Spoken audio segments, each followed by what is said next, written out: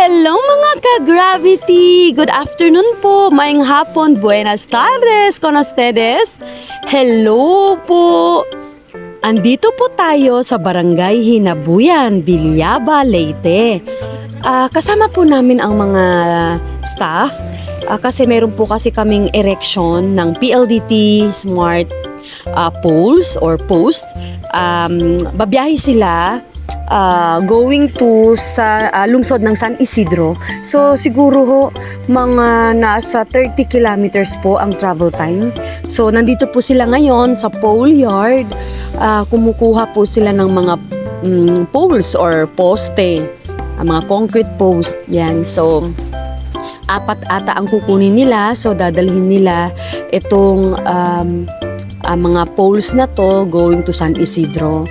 So ayan no, so medyo nag-fast forward lang po ako dito kasi nga ho medyo mahaba-haba yung video natin, kaya inedit ko lang po muna para pakita ko lang sa inyo kung ano yung ginagawa ng Tradawi construction trading po no. So meron din po kasi kaming rentals ng mga equipment.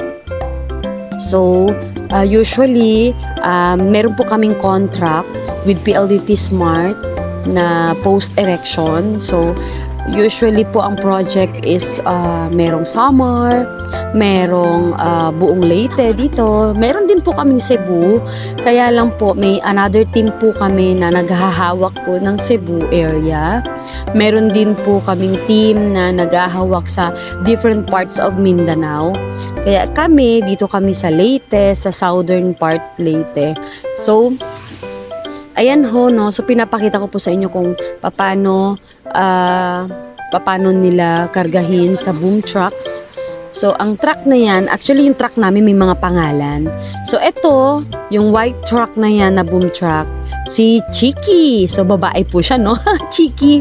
Syempre Chiki kasi kung gusto nyong malaman kung bakit Chiki ang name niya, kasi nga ang collection po niya is ang payment collection po niya is checks. So in checks payment. So kaya Chiki, Cheke, di ba?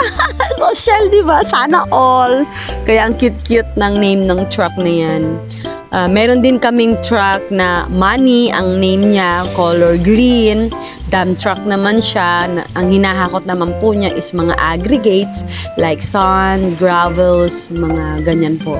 So, money, ibig sabihin is pera. Di ba? Ang cute-cute ng name nila, di ba? Ako po ang nagpangalan sa kanila ng ganyan.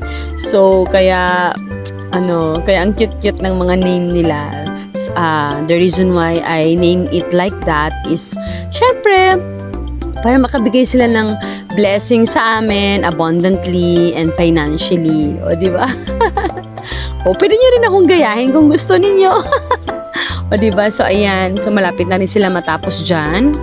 And hopefully na magagawa nila ito ng maayos, ng walang aberya, kasi medyo malayo-layo po ang 30 kilometers going to San Isidro town. So yan, sana nag-enjoy po kayo. Ayan, don't forget to subscribe, like, and follow our videos mga ka-Gravity. See you soon at ingat kayo sa biyahe!